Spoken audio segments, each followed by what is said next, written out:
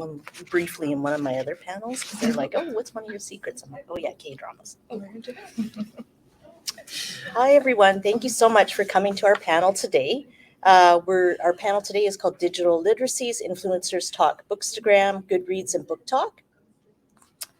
Before we begin, I want to acknowledge that we are hosting this event from the ancestral, traditional, and unceded homelands of the Musqueam, the Squamish, and the Tsleil-Waututh nations. Sometimes land acknowledgements can seem performative, so we need to think about the actions and words that we take in our everyday lives.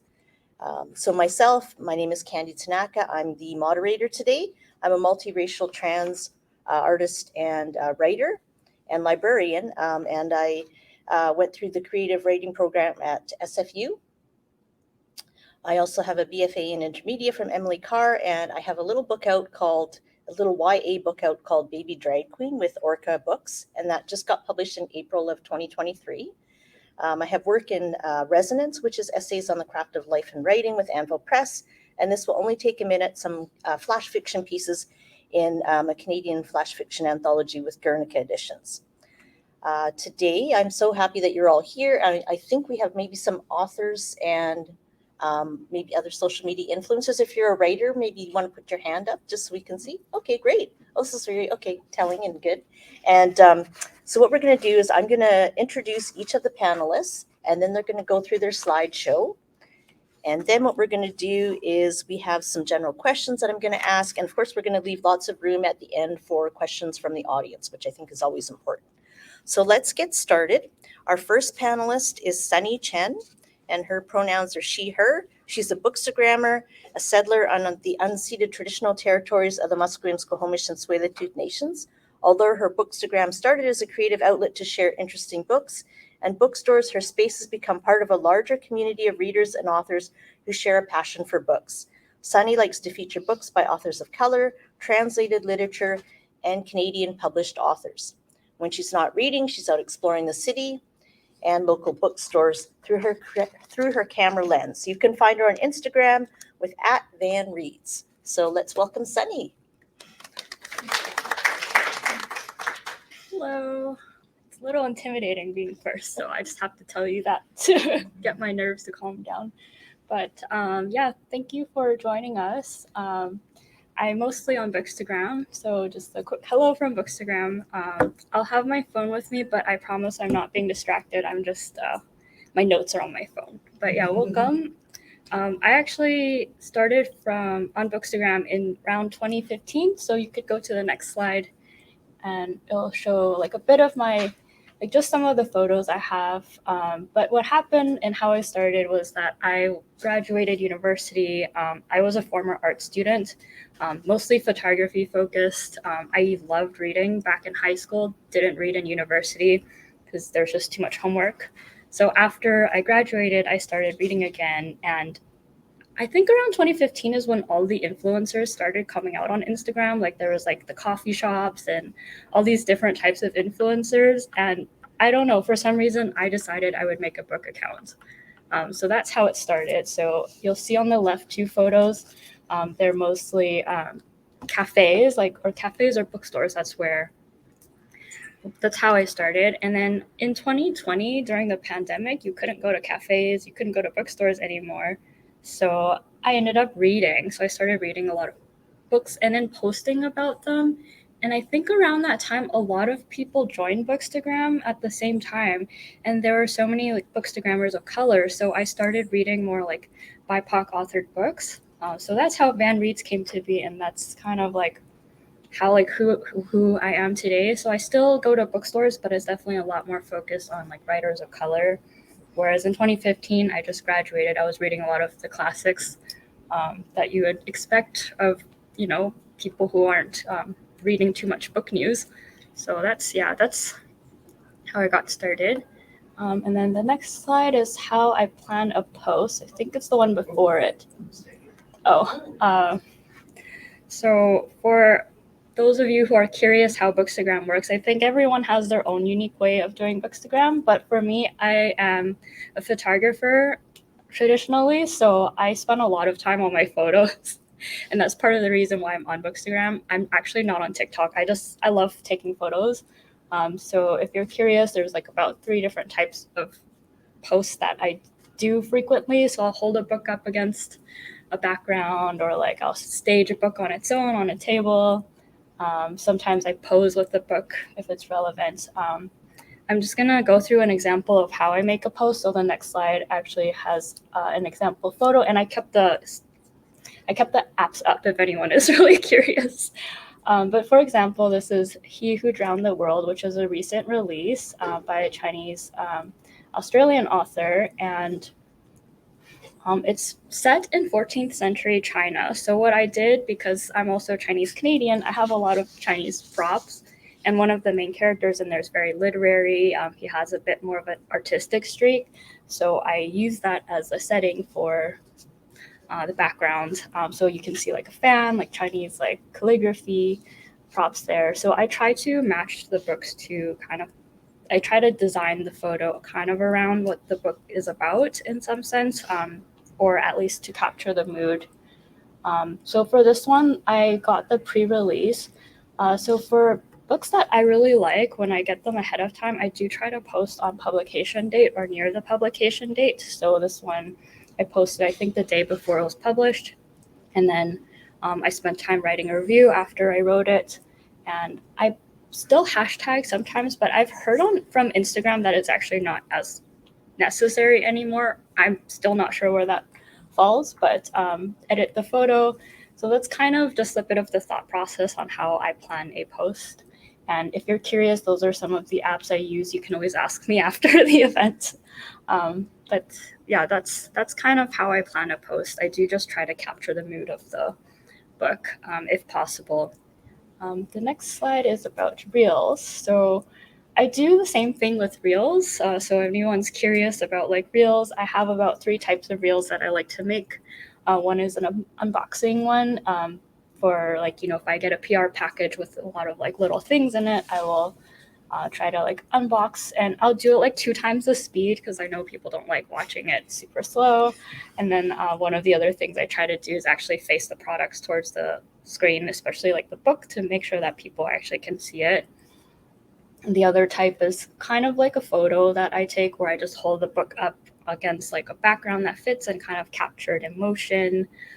This one was a bit of a collage, so I had books that I had photos of Toronto, which is where the book is set. So I kind of just made I made a bit of a collage with photos I had. And then this last type is my personal favorite. So I think I mentioned I used to love going out and exploring bookstores, and part of the reason for my account and why it's Van Reads is that it's very Vancouver focused. I love supporting local businesses as well. So I love visiting local bookstores, especially the indie ones, and making sure that I can support them and promote them. I used to take photos, but with Reels, you can actually show them the inside of the bookstore. So I started just taking quick little video shots of it. And for these, I will take like 2-second clips, just, of the exterior, of the inside of a book I like. It's a bit random. And then I would collage them together in a reel with a musical backdrop that kind of fits the situation.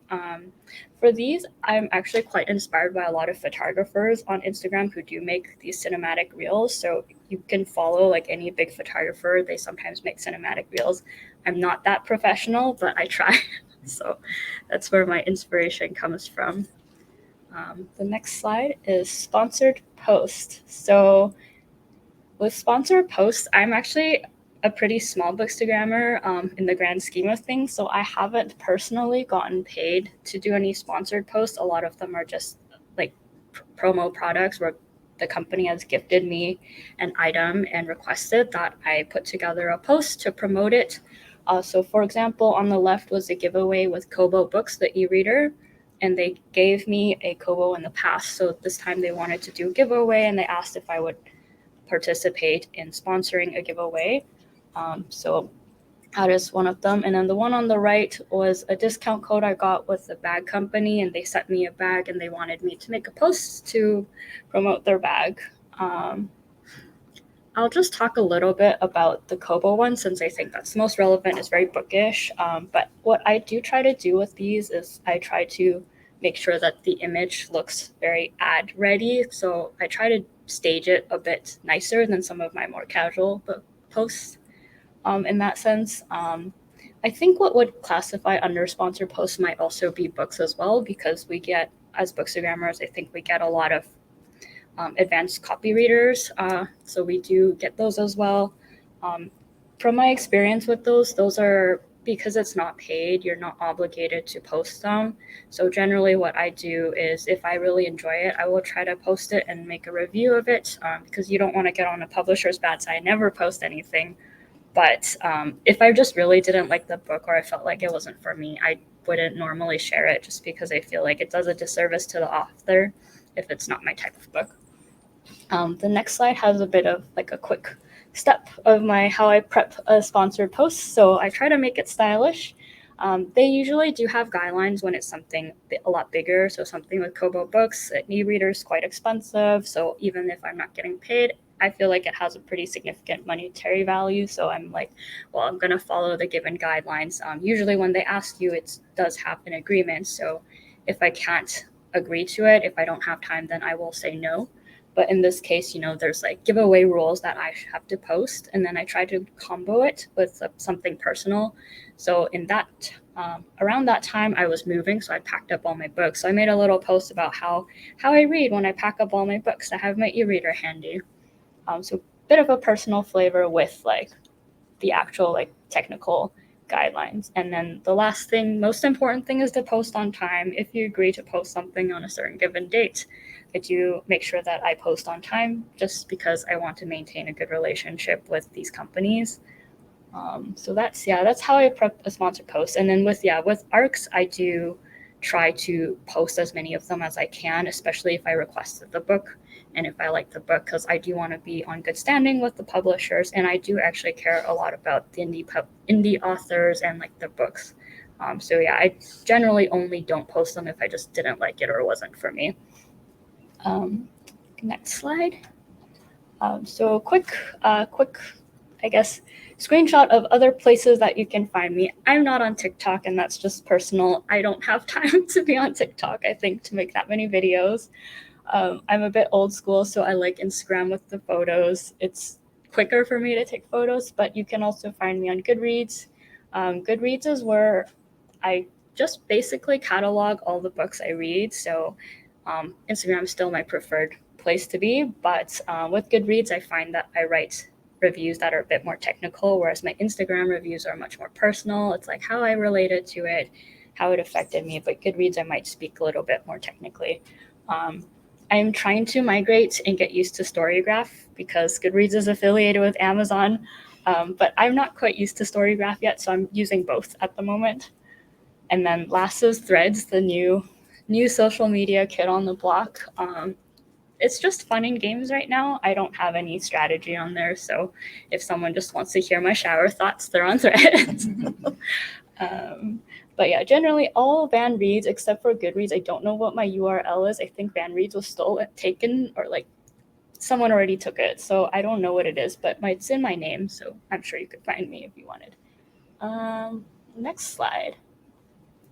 Last tips. I have a day job, so I find I'm quite busy. So if anyone's interested in starting a Bookstagram, I just say efficiency is key. Do what you like. I like taking photos, but I do sometimes batch take photos. I reply to comments in between things. So if I'm on transit, that's when I'm replying to comments. I actually don't spend a lot of time like in chunks outside of my day on Bookstagram. It's a lot like in between on the fly. So if you're trying to get more active on social media, I recommend that, just because, we don't have enough time in the day. 2 is find your niche. I have and this applies, I think, to Bookstagrammers, but also publishers and authors trying to reach out. My Instagram is very focused on BIPOC authors, and it's translated lit, and a lot like Asian-focused authors. I was a Chinese Canadian. And that's what my audience expects from me at this point. So I have, authors who might be like, a white author reaching out about their World War II book. I usually say no, and it's just because it wouldn't do well on my account. So if you're looking to collaborate with a influencer, I would recommend just going through their feed and seeing what kind of books that they like to post and read. I think that increases your chance of them saying yes. Because even if I did say yes, which I've done in my earlier days, it just doesn't perform well on my account. People don't expect that from me. And then my last thing is actually internet safety. I think about this a lot. I think a lot of people share the exterior of their house on their social media, photos of their kids with their name tags and which school they go to. Just think about it a little before you share. I know we're all small accounts, but I'm just concerned about internet safety. So I feel like if you're going to share something online, do think twice about it before you post, just to make sure you're comfortable with it. And then same with the etiquette. There's a lot of authors on the internet, like there's publishers. Vancouver is really small. I cannot tell you how many times I end up meeting someone in person. So like I just think when I'm online, I treat it like I'm already meeting them in person because I don't want something to come back to me after. So that's something I think about. And authors, try not to read your reviews, reviews of your book. Last one. That's it for me. Hopefully it didn't take too much time. If you have questions, you can always email me or find me on Instagram. If you want more of a detail of like how I make posts or like how to take photos or how I take photos, like feel free to reach out. I'm happy to answer any of them. That's great. Thank you so much, Sunny. I'm not too sure if we were able to play any of Sunny's clips or not, just to give the audience a little bit of an example. Yeah, just a couple of examples maybe. I think that's really useful, but that was really thorough, so I really appreciate all the information you gave. That's a lot of information, so I know that the audience will probably have lots of questions, which we'll kind of save until after all the influencers have done their slideshows. But yeah, maybe we can, I'm not sure. Oh, okay. Should we just continue on then? Okay, yeah, let's do that, because I think there's only a couple of actual videos that we have sort of Those embedded. are on my Instagram. You can They're on the Instagram. Okay, yeah, we do have the links, so they might be able to show them later. But let's move on. We're moving on to Tina. Tina May is a passionate reader and bookstagrammer in Vancouver, BC. Find her on Instagram and Goodreads at Tina May Reads, where she shares book recommendations, reviews, and her current reads. So over to you, Tina. Okay. Hi, my name's Tina. Thank you so much. It's cool to be here. Thanks. So this is my Bookstagram profile on Instagram. I started my Bookstagram 5 years ago, and I wanted to start it because I wanted a creative social media account based on a hobby. And when I discovered Bookstagram, I thought it'd be perfect for me because I've been a lifelong reader, and it's been really fun posting, being a part of the lovely Bookstagram community, and it's given me a lot of cool opportunities like this panel. Next slide, please. So this is just 4 examples of the types of posts you'll find on my account. I'll share book reviews, and I like to take my book picks about in different cafes and coffee shops around Vancouver, and then I'll share also book recommendations. So for example, this was the Asian Camlet fiction recs that I posted during Asian Heritage Month, and then I'll also post during the different months like Pride Recs or like Indigenous book recs. And then I'll also post book stacks. So this is like my July reading wrap up. And then I'll also post my book mail and book hauls. And I'll also share my visits to little free libraries around Vancouver. I love checking them out. Anytime I see one, I have to see what's inside. And if you want to find like a lot of little free libraries, you can go to North Vancouver. There's like over 100 there, which is really cool. Next slide, please. So this is my most favorite post ever. It's sharing my experience attending the Scotiabank Giller Prize Gala in Toronto last year. I was invited to attend along with 2 other bookstagrammers, and it was really cool taking a lot of these pictures because we were part of the press line of the red carpet. So I had a tripod set up, and we could all take our own exclusive pictures of the red carpet guests. And this is one post you'll find pinned on my page. Whenever you go to my profile, you'll see it because it's my favorite. Okay, next slide, please. This is just an example of my Reels content. I usually post my Reels about my little free library visits, but I'd actually like to post more Reels. So if you have tips, I'm gonna check it out. I think Reels is where you can get a lot more views on your account. I think this is my most viewed post, like out of all my posts. Next slide, please. Oh, you can play it? Okay.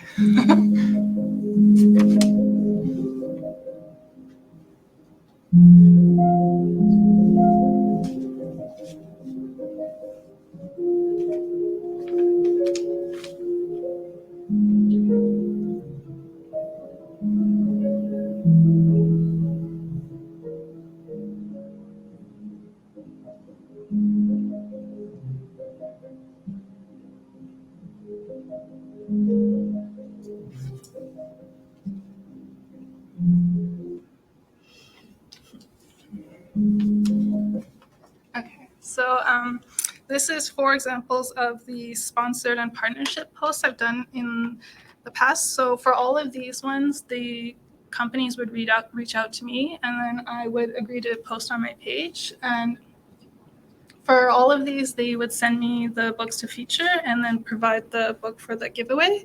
For these ones, I was partnering with Dundurn Press, ZG Stories for the Carol Shields Prize for Fiction, Over the River PR for Amazon Publishing, and Kobo Books. Next slide, please. So another place you'll find my book reviews is on Goodreads. I've been using Goodreads actually for like over 10 years. I find a great way to keep track of all the books I read throughout the year. So you can find what I'm currently reading, my progress, my book reviews on there. I'm on there like every day updating my progress.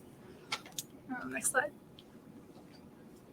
So I just have 3 Bookstagram tips I'd like to share for my photo editing app that I use. I use Canva, and I use that to like edit the text on the pictures, and it's great because it's free, and you can also edit video on there. And then number 2 is how I personally read more. It might help you if you want to read more. I find that reading all formats. So I read physical books, ebooks, and audiobooks. And if you read ebooks, then I highly suggest you get an e-reader. I have a Kobo and a Kindle, and it's so much better than reading on your phone.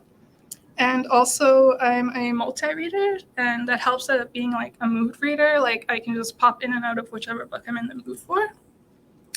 And then number 3 is requesting ARCs, which are advanced reader copies. So I've done all these ways. There's a website called NetGalley, and they offer digital review copies. You can get ebooks and audiobooks on there. And then also you can email the publishers directly. So on their website, you'll find a marketing email. And then another way is some publishers have influencer programs that you can apply to. For example, Simon & Schuster Canada have a program. You can go on their Instagram and apply. And then lastly is the virtual book tour. So different companies will put the book tours together that you would promote the book for their book launch, and they would send you a review copy. Next slide, please. So this is just my handles again. You can find me on Instagram and Goodreads, Tina May Reads. Thank you. Thank you so much. Thank you, Tina. That was, again, full of lots of information. I see people taking lots of notes, which is great. So we'll make sure that we have lots of time for questions near the end. Last up is Rachel. Rachel Sargeant, aka A Model Who Is Read, is a Canadian book blogger passionate about dark fantasy novels, queer rom-coms, and dinosaur facts. With almost a decade of experience in the publishing world, she uses her social media platforms to share her love for stories, deconstruct biases within literature, and feature her fascination with the fantastical. When not reading, you can find her browsing local bookstores, arguing with her sewing machine, and drinking copious amounts of iced coffees. Please welcome Rachel. Hi, everyone. I'm Rachel, aka A Model Who's Read, and I'm a book blogger mostly known for my BookTok TikTok account. Next slide, please. You may know me from such things as my queer book recommendations, my bookish tattoos, and the one time that I wore a t-shirt that said, "If villain bad, why hot?" That for some reason has over 500,000 views. Next slide, please. So how did I get here? I've been a reader since I was little. I've always loved books. And when I was a teenager, I started, oh, you can't see that first photo. Oh no. Okay, well, I can assure you it's a very cute photo of my dad and I reading when I'm about 4 years old. And the second picture there is my very first Bookstagram that I ever posted back in 2015. yeah, when I was in my teens, I started working at bookstores, and that's actually where I met not only a lot of my very good friends, but a lot of my publishing contacts, because I started going to book-related events and started meeting people in the industry. And it's actually where I met my current boss, although they didn't know that at the time. And then oh yes, very cute, me in the bookstore there. And then in 2020, I joined TikTok like everybody else did. And can I swear? Yeah, I think that's totally fine. Okay, I love well, I swearing. started posting dumb shit on the internet, and for some reason, people started following me. So that's very nice of everybody. But I love stories, and I love being able to be in a community that is so welcoming and enthusiastic about that love as well, and being able to connect with those type of people is just a fantastic thing. Next slide, please. I'm going to talk a little bit about Instagram before I go to TikTok, because I'm on the internet. I do a little bit of everything. But staging a great photo is very creatively fulfilling for me as somebody who used to be in fashion. So when I look at images, the first thing I think of is where I want the eye to go, or who or what I want the viewer to focus on. So I usually pick one thing and then I'll fill out the edges. So for example, we have like Divine Rivals, the book. I'm trying to make people look at the book first. Whereas in the other photo, I'm trying to make people look at me first. And the things I most like to focus on are things like colors, textures, and angles. And then when I fill out the details, like both Tina and Sunni have said, like focusing on little things that tie the book together, like color palettes, or even focusing on certain page numbers is like a nice little Easter egg for people who have read the book to find in a photo. And then next slide, please. For BookTok, I do a bit of everything. So in here I have book recommendations. I show off my bookshelf. I tend to like finding trending sounds or trends in general and seeing if I can twist them in a bookish manner. And then I also, because I'm a fiend for the aesthetic, do love doing makeup inspired by books and doing transition videos in that way. So I have one here for Fourth Wing that I personally think came out really nice. And I also like doing a lot of transitions. I think editing TikToks is quite fun, although I do edit in-app, and I was recently like scandalized a bunch of other BookTokers who apparently that's like a big no-no, but okay.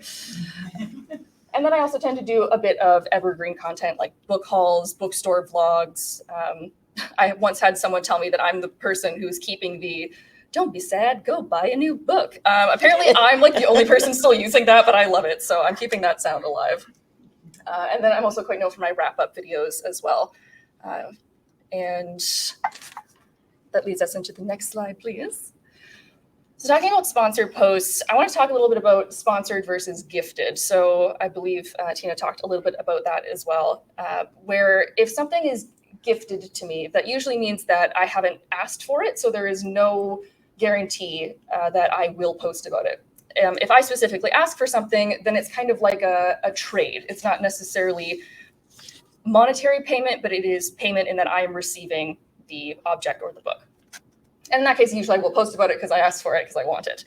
But if someone reaches out to me to sponsor a video or sponsor a TikTok, that's when obviously I am going to post about it. So I've worked with companies like Book of the Month, Harlequin, and Amazon Prime is up on here.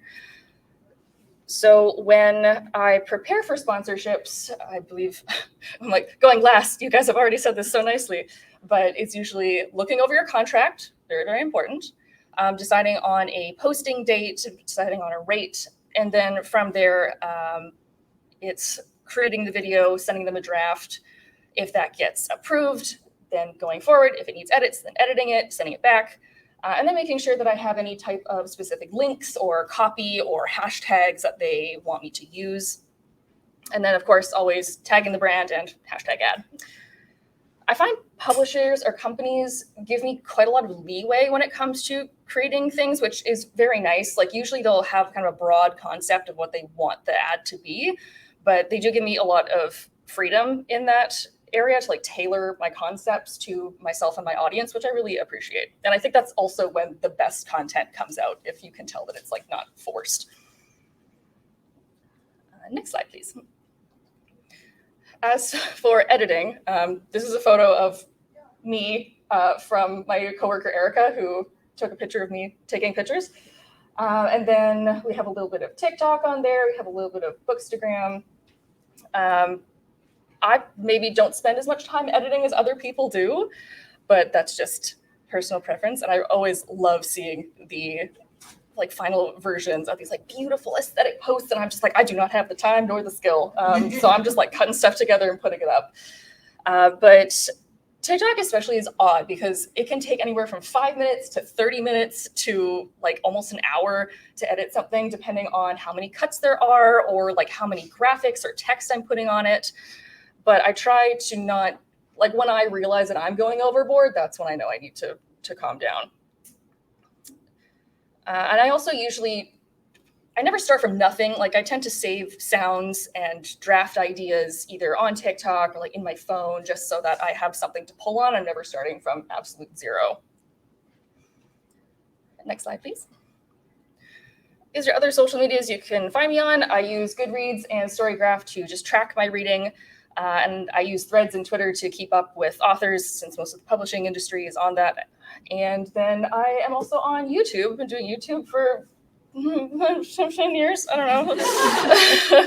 I don't want to think about it. But I've been doing that for a long time, and that's where I tend to go more into like in-depth reading wrap-ups or book recommendations, or even doing short video essays and that kind of thing. And next slide, please. Slide 9. So that's it? Oh no. The stream's got it. Oh, the stream's got it. Okay, good. Okay, well, this is the last slide up here. So to wrap this up, I've been doing this for a long time, and you go through highs and lows of creativity and followers if you're looking to get followers. But like, don't get discouraged. Like, if you want to be a book blogger, just start doing it. You're going to find your people. You're going to find your niche. And for example, like, there's a whole room of people here right now who are interested in the exact same thing. That's wonderful. I am a model who's read on all platforms if you wish to follow me. And thank you to Word Vancouver for having me here. And I can't wait to hear all of your questions. Yeah, awesome. Thank you so much, Rachel. And I'm not too sure if we're able to play Sunny's reels. I know they're all very short, but I think it'd be nice for people to see them, if possible. So I think what we're going to do is we're about halfway through. So I do have lots of questions for our panelists. But I think what I'll do, because they covered a lot of the things in the general questions that I had, and I want to make sure we save time at the end for your questions. I'm going to move to the specific questions after. Let me see if we can get some of the reels played.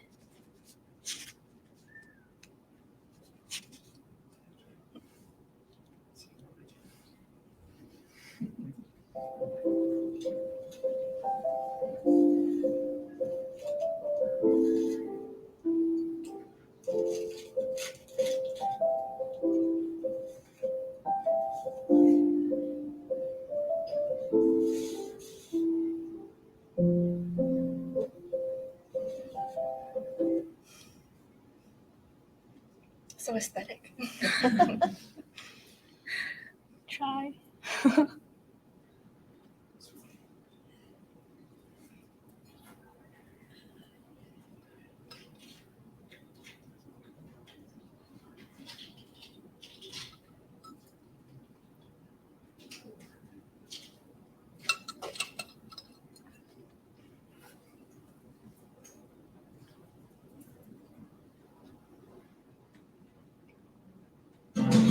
But I can see us lost in the memory. I get slipped away into a moment in time, 'cause it was never mine. But I can see us lost in the.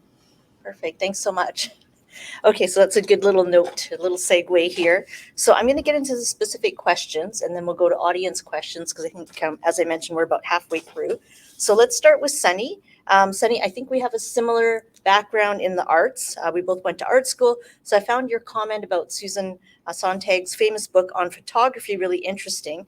In her book, and this is on one of your posts, you pointed out that when she talks about photography in China, she says that it only reflects the character of Chinese society, a society unified by an ideology of stark, unremitting conflict. You asked for photography books by people of color, and I brought one in that my friend Teresa has done called China Dream. And you can have a look at that later. But what I wanted to ask you is something that kind of ties in with your post and what I just mentioned, is that you had said people that you meet in real life always recommend white authors to you. Like, have you heard of, insert wildly popular white author before, they're really good, you should check them out. And when they find out that you like reading, you just, and then you use the skull emoji, which we all know means, so I wanted to give you some room to expand upon this, because I often feel the same way. And I'm at the point where the majority of the books that I read are from all types of marginalized readers and less from the mainstream, the best-selling authors right now. I feel like the best way to describe this is that I feel like I'm on a petty revenge mission.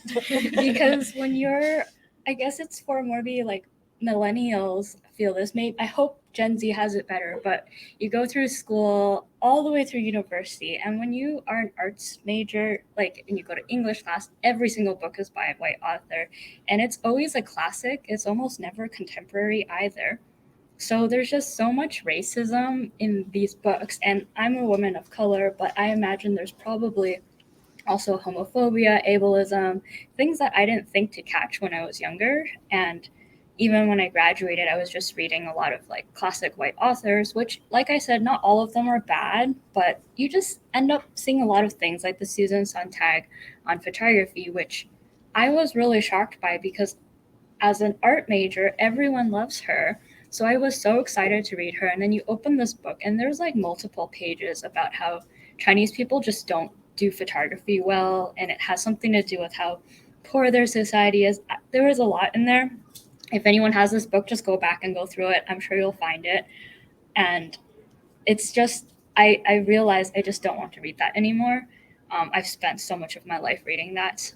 There's so many authors of color. If you want queer books, there's queer authors of color. If you want books about disability, there's disabled authors of color. There's so many books by authors of color that I'm just it reflects more of who I am. It reflects more of my experiences.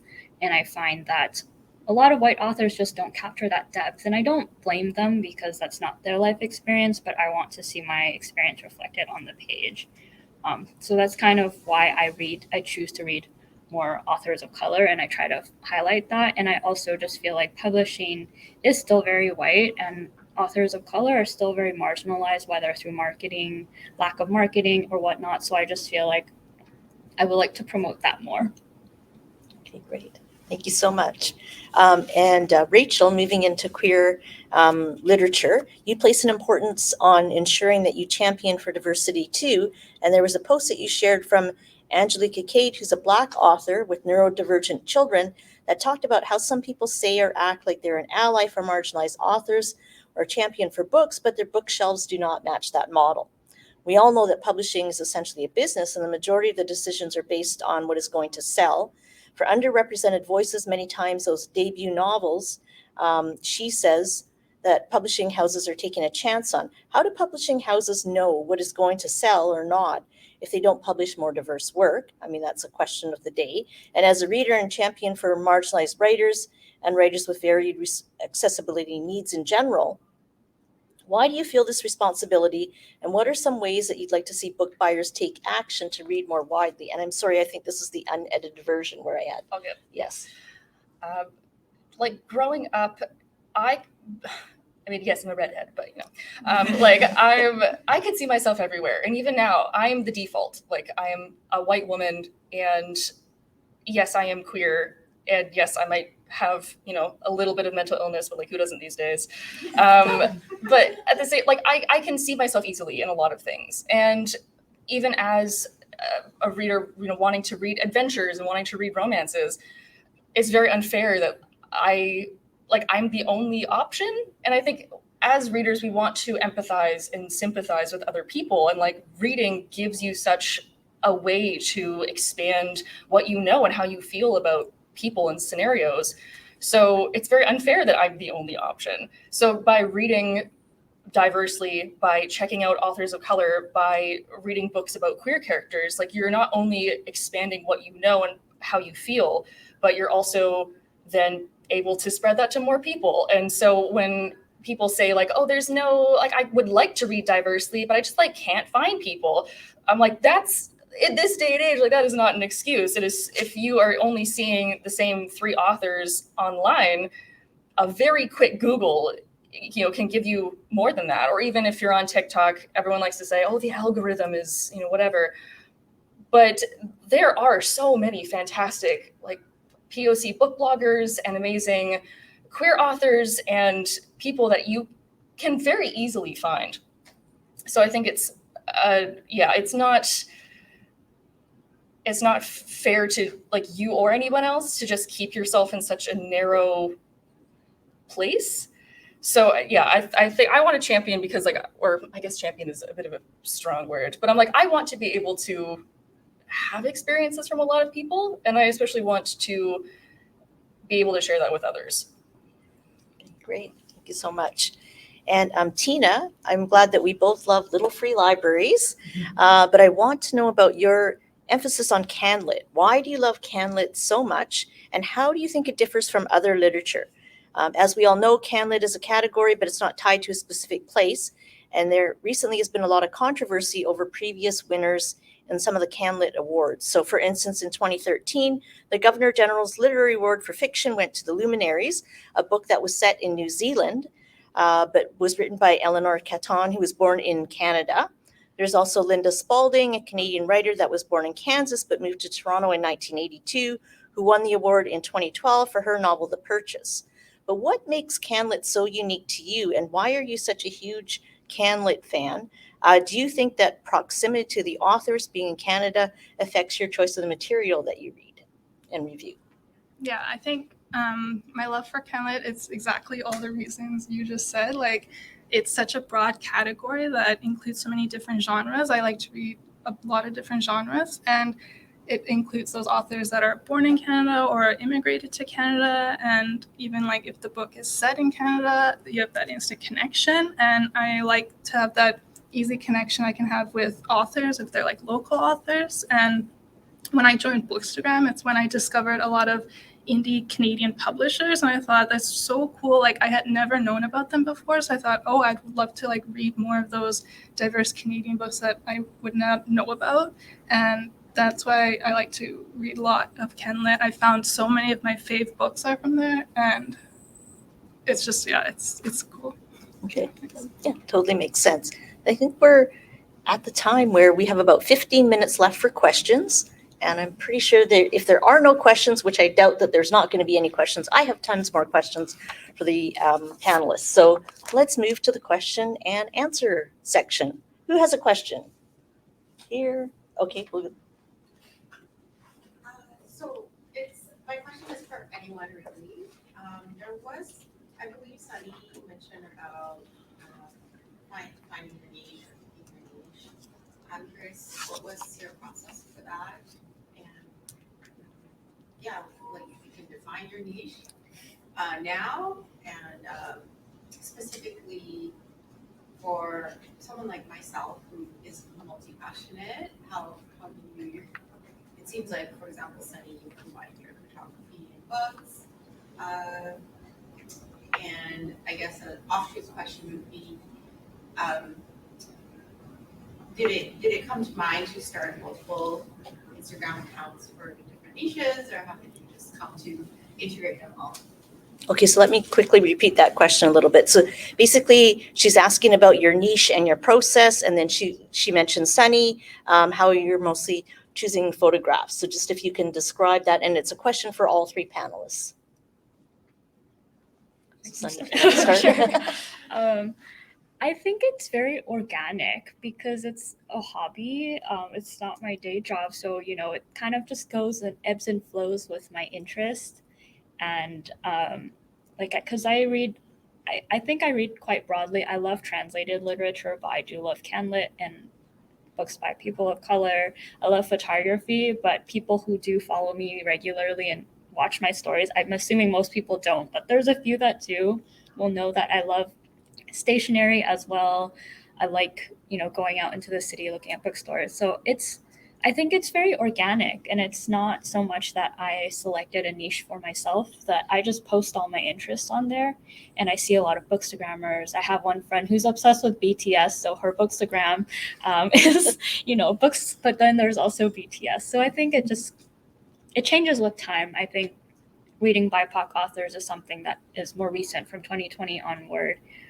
So I think it'll keep changing. And I think rather than boxing yourself in, just doing what you love and focusing on that. I think going outside of your niche is, I don't ever want to be boxed in. And I feel like people who are doing this for fun don't want to be boxed in, but you just kind of find things you end up liking. But if you're an author looking to collaborate, I think, just looking at the feed to see what types of books they're like. And it never hurts to ask. If you're not sure, you can ask, and they might say yes and they might say no. Tina, do you want to go next? The same question, or? Oh, no. Okay. I don't know if you have anything Sunni else, nailed Sandra. it. Yeah. Okay, perfect. All right, let's move along. Okay, and you had a question as well? Yeah, I wanted to know if there is anything like ideal posting frequency. Then, especially with folks who have like another day job, how do you find the time? See, you guys post such beautifully edited and perfect pictures going to the library or the coffee shop. So, what's like an ideal posting frequency? And if there is, something like that, how do you find the time? Okay, so he was asking about the ideal posting frequency and how you find the time to sort of fit it in with your day. So if any of you want to take that on, maybe Rachel? Sure. So TikTok is a whole beast unto itself, because you're supposed to post like 4 times a day to like keep in the algorithm, which is way too much. I try and post 1 a day, and sometimes that works and sometimes that doesn't, but I try and do 1 a day. Instagram is, I'm not my primary platform, but like I try and post a couple times a week. But when I specifically do film TikToks, I usually film in batches. So I'll pre-film like 7 in 1 day, and then I'll have content for that week. So it's like not necessarily as hard as like setting everything up and then taking it down multiple times. It's really whatever you want to, but like consistency is key. But I guess it's up to you to decide on what consistency means to you. Okay, does that, anybody else want to add anything, or? Yeah, I think for me, for posting, I try to do like every other day, but consistency definitely, like I don't want to take like a long break. And then I also take batch photos. So usually on my day off work, I'll like take like photos of 4 or 5 different books during the day and then use those throughout the week. Great.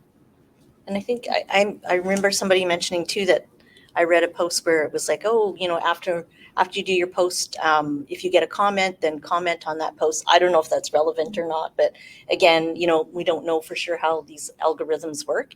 But I think that was a really good question. Does anyone else have any questions? Oh, sorry, did you want to add something? Yeah, just one other little thing. I tend to post at very specific times of day. I know not everyone does, but it's very easy to go into TikTok or Instagram and go to your analytics, and it will show you when the most of your followers are online. So I like to schedule my posts for that. Okay, that makes sense. Okay, we have a couple questions. We'll start with you. For everyone, it might be too hard of a question. To know what Uh-oh. If you could magically manifest one book onto everyone's bookshelf in the world, what book would you like? And it can also just be a favorite right now. You don't have to like pick your favorite book of all time, but right now, if you could magically pop a book onto everyone's bookshelf, and it's not so I can note it down and buy it. Okay, so basically the question was, if you could magically manifest a book on everyone's bookshelf, what would that be, even if it's just in the current moment? So does anyone want to go first? Yeah, I can say mine. I would say it's And Then She Fell by Alicia Elliott. I just finished it last night, and it comes out September 26th, I think. And it was so good. I read it in like 2 days, and it made me cry. It's so amazing. I don't want to spoil anything like the plot. You have to just read it. And then she fell. Oh, that's a tough question. I think mine's fueled by anger towards academia because I do work in a university. So Babel by R.F. Kuang, it's a very accurate reflection of my time in university and how I experienced language as a Chinese speaker as well, but also like it's very accurate to university and academic institutions today too. So I think it's a bit infused by my work life as well. Oh my gosh, this is so much pressure. I'm gonna go for like an oldie but a goodie. I'm gonna say Six of Crows by Lee Bardugo because it's just like, I know everyone here is like, yeah. It's such a classic. I think it has everything that I love, and I think it has everything that people who want to get into everything can really love. Like, it has queer characters, it has characters of color, it's a heist, it's like a bit magical. It is like an upper YA, so it does go into some darker stuff and some very fun, complicated characters, but it's also like fast paced. The cover's pretty. So yeah, I think probably that one. Okay, great. And you had a question? Yeah. I was just wondering, this is also for everyone or anyone. What made you choose the social media platforms that you use? Like, is it because of like the audience, or because they're just more conducive to posting pictures or videos of books? Like, what's the reason behind choosing the social media platforms that you currently use? Okay, so the question was, what's the reason behind choosing the social media platforms that you chose for your accounts? Anybody? Yeah, I can go first. Okay. I think for my Goodreads, I chose that like way back because I remember I like Googled like a book tracker or something, like what website I could use to track my reading throughout the year. And that was like the most popular one. So I started there.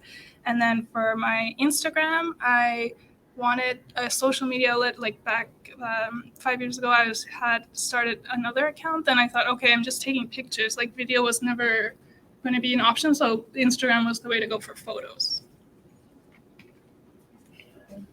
Okay. I'm all over the internet, but that's because I really like a lot of different aspects of books and of publishing. So as I used to model, not anymore, but I used to for a long time. So I was very used to being in front of and behind the camera. So when I started taking photos of books, that was Instagram. When I started Instagram, I didn't have Reels or anything. So that was where my, the photo aspect of it came in.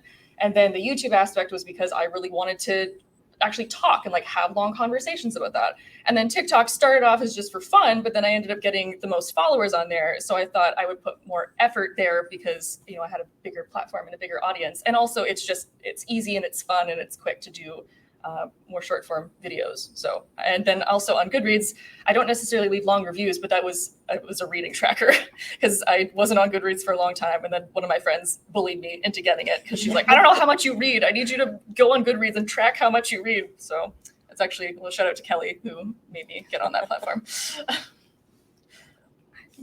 feel like for me, it was just very organic. I'm on Goodreads because in high school, my high school teacher told us to get on Goodreads because she wanted to teach us how to write a book review. And I've checked that reading group and I'm the only one who's still active. So I don't know what that says about me. Instagram as well, I've mentioned I like photos. The other big reason is actually because I live in a very small apartment. So once I read books, I often give them away to friends, even though I love the book. So I don't think I could do a TikTok book stack because I don't own like half the books like that are on my Instagram. So I'll take a photo and then give the book away, or if it's a library book. So I just find Instagram's a lot easier to contain my lack of books. Okay, that makes sense. And do we have time, I guess, for a couple more questions before the next panel starts? Oh, good. We have. You go first. I feel like some of the questions I had were already asked, but one thing I would like to ask to all or any of you would be, what's one thing you find difficult or something you don't like about the process of being on social media or running a page? Okay, so the question was, is there one thing that you don't like, or maybe a few things you don't particularly like about being on social media? And I think maybe you touched on that a little bit, but I think broadly over, we can maybe discuss it a little bit more, maybe safety, something like that, but yeah. let's go first. Sure. You touched on that earlier. Sure. I actually find the most uncomfortable thing actually when authors get a little too invested in their reviews and they find your review and then come DM you about it. Or you get other social media people on social media who are too invested in an author. So if you write a negative review, they come for you. So both of those I find really uncomfortable, and you just kind of have to deal with it because you're putting your stuff online. I recommend people don't tag authors in any negative reviews. If you even make one comment that's negative, just don't tag them. It's for everyone's mental health. But for authors that find you out of nowhere, even though you have nothing tagging them, I find that really awkward. And I usually try to just reply nicely in a way that kind of ends the conversation.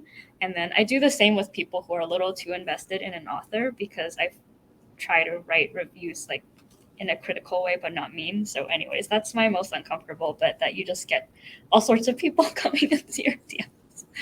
But you just have to live with it if you're online. Yeah, it's always the weird comments where you're like, here's a picture of my favorite book, and then someone underneath is like, I hate that book. I'm like, I don't know what you want me to say, man. But Just ignore it. yeah. So probably weird comments. Just yeah, people being rude for no reason, or like not giving you anything, not even a like, oh, I like it. I'm glad you like that. Like, it wasn't quite my taste, or like, I didn't think the author pulled this off well. You're like, okay, but they're just like, this is bad, and then that's it. I'm like, okay, well, thank you for sharing. I do ignore it if they're rude, because I feel like some people are too invested online, and you can get into like those Twitter threads where Absolutely. people start arguing. So I ignore it. Mhm. People usually forget once they post the comment, anyways. Do you have anything you want to add? I know that my book has gotten 1-star reviews before too, and I'm just like, whatever. But it is interesting. I actually kind of find it sounds terrible, but I find it funny in a way. And some of the comments are very constructive on Goodreads. If I get a 3-star out of 5, I'm like, oh, what did they have to say? So I do appreciate that they actually went to the effort to read the book and then leave a review. But I can see how some authors can get a little aggressive at times, which is interesting. But thank you for your question. And did you have a question as well? Yeah, if we have enough time. Yeah, I think we'll take one final question. Okay, Yeah. I was just, I've tried posting pictures of books, and I find it really hard and intimidating to make it look as good as I see online. And I was just curious what your techniques are for taking pictures of books, and do you spend a lot of time on it, or do you just take, just because I'm too much of a perfectionist, and I find it intimidating. So I was just curious to ask 3 real bookstagrammers, how do you do it, and does it take a long time? Okay, and I'll just repeat just in case somebody didn't pick it up, but you were just asking about tips for taking pictures of books, and maybe you can discuss maybe lighting or how you set up, the camera or angles or something like that, just to help out a little bit. Yeah. Well, for me, I use my phone camera, and I take my photos usually outside. I like the natural light, and then I'll take a lot of photos like from different angles just to see like which one maybe looks the best when I look at my phone, because sometimes when you're just looking at it, it can look different. And I actually just do like minimal editing, so I'm just sometimes maybe I'll do a reshoot if the lighting doesn't work. I tend to focus on, it's either like flat lays or stacks. I find are like the things I keep going back to. So it's angles.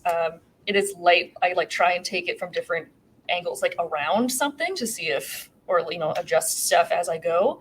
And I tend to do also minimal editing. Usually I edit like brightness, but that's kind of it. So I try not to like get too crazy. But also it's like, I think taking book photos is like a lot simpler than people think it is, because they see these like beautiful, like, oh my gosh, there's such aesthetic posts on there that have like all these details and different things in it. But like, if you love something, you have, you hold it up in front of a wall and it's like a really cool shot. So I think people tend to overthink it. And yeah, I try not to overthink it too much. Yeah, my props are very minimal. Like I said, my apartment's small, so I don't actually have many props outside against the wall. I find that what helps is actually looking at photographers. So I'm just obsessive, so you don't have to do this, but I like to watch photography videos on YouTube. So I like to emulate photographers a lot. So a lot of like big influencers, so not book influencers, just the lifestyle ones, they do really good photography. I will save posts by them. So I actually have like a folder of saved posts that I like and would like to emulate in some sense. But like I said, I kind of get really into it. So just following photographers, and I love editing. So I got really into watching editing videos on YouTube. So you can go as simple as you want, but you could also go off the deep end with the editing. But yeah, natural light I think is really good. And a lot of Bookstagrammers don't actually edit their photos. So it's whatever you make of it. All right, well, excellent. Thank you so much for being here today with us and attending this talk. And a big shout out to our young influencers here. We've got Tina May, Sunni Chen, and Rachel Sargeant. So make sure you follow their accounts and you can pick up some tips from them. And that's it. And we hope you attend other Word events because there's lots happening here today. As you can tell, if you didn't get a program already, there's a bunch of other talks happening. And what's really great about Word Vancouver is everything is free. The poetry bus is also parked just outside at the art gallery there, so it makes for some good social media posts perhaps. And thank you so much again. And thank you to Tim and Christy for your tech support.